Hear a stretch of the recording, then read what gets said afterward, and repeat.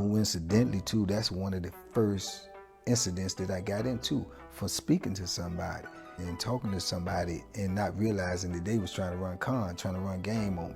You know, so you don't know who you're talking to. You want to give everybody a fair shot, but in the environment that I was in, you got everybody in there, they predators, man. They preying on you. A dude that pulled up on me and was talking to me and asking me about buying some sunshades. I was like, yeah, you know what I'm saying? He said, you try them on, they this, that, and third. They look good on you, whatever. I don't want but a certain amount of money for them.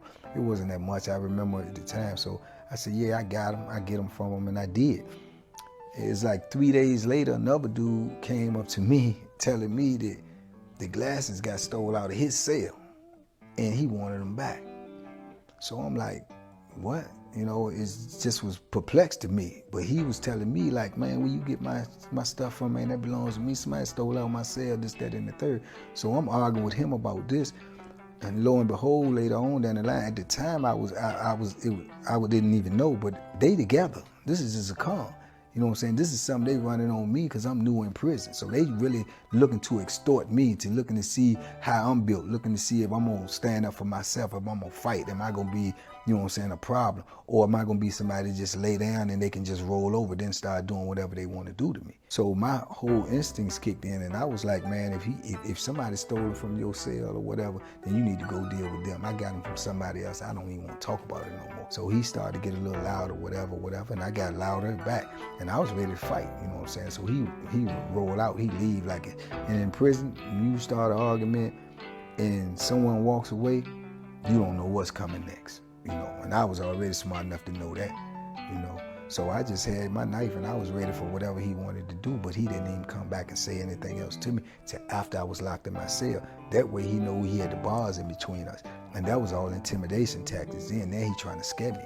You know what I'm saying? But when he see I'm not scared, then he was like, boom, he just left the situation alone. So I didn't even know then, like I say, at the time when it's happening, I'm thinking this is all genuine, it's real. Somebody stole his stuff and he, you know, and he done sold it to me. So I'm looking for the other guy who sold it to me now. But all the time I later on, they together. Those just little things that be happening in prison that, like I say, you could be minding your own business, doing your own thing. You have no problem with nobody. You not looking for trouble. Trouble gonna find you. It's gonna find you. And you know what I'm saying? That was my first real incident in there. And once that happened too, like I say, everything in there, it changes your mindset then, because it puts you on guard for everything. You're always walking, you're always looking. You walk close to a cell, you see people, they stick knives out and stab you through the bars when you're walking, so you can't even do nothing to them because they behind the bar. They tie knives on broomsticks and wait for you to walk down the tier, and you can't do nothing but walk past, and they jab it out there and stab you. You have to worry about things like that. You know, you got bars on your cell. When you go to sleep and lay down at night, they can come and stab you if they out and you in there asleep. So it's just danger all around you all the time. It was almost impossible for you to walk down the tier and not really look in the cell. But if you looked in somebody's cell, that could cause you an eye. That could cause you to get stabbed. That can cause you to be in a beef just from looking in somebody's cell. But if you don't look, it can cost you your life, because that could be a knife coming at you that can hit you. So it's a double-edged sword, you know.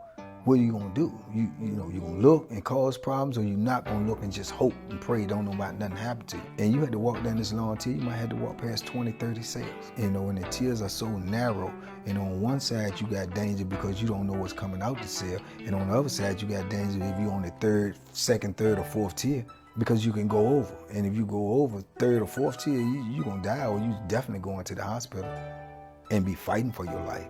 So these are the elements that you live in when you was in the wall. These are the elements every day. You know what I'm saying? And like I told you, when I seen the dude get killed in there, he just laid there. And people walked around him and walked over him and walked past him. No one came in there to say, oh, help him up or get him up.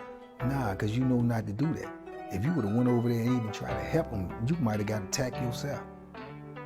So, like I say, it's just a crazy life, man. It was a real crazy life. And sometimes I look back at these situations and I ask myself, you know, how did I survive? How did I adjust to that? But that's just something that you do. It's in your DNA, it's in your nature, because your survival instincts kick in. This is what you got to do.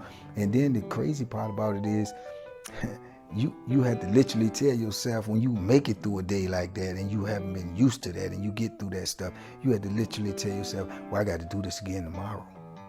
And I got to do it again next week. And I got to do it again next month and next year. And for however many years you got ahead of you.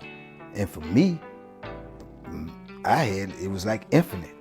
So then you have to make it up in your mind, do you want to do this? You know, can you do this? You know what I'm saying? So those are questions you're going to have to answer when you're in that type of environment. And a lot of times I didn't even know if I could or even if I wanted to, especially first starting out, because that's what's going through your mind. I can't live like this, man. There's no way I can live like this every day. And then when your luck gonna run out, when somebody gonna get you, you know, when somebody gonna stab you, when you might lose an eye, you might get killed, or when you gonna have to hurt somebody. It's a war in there every day, man. And it's a war to also keep your sanity. To keep your sanity, because that type of stuff can make you go insane. I was close a lot of times because it was nothing what I was used to. But I had to adapt quick and I had to do what I had to do.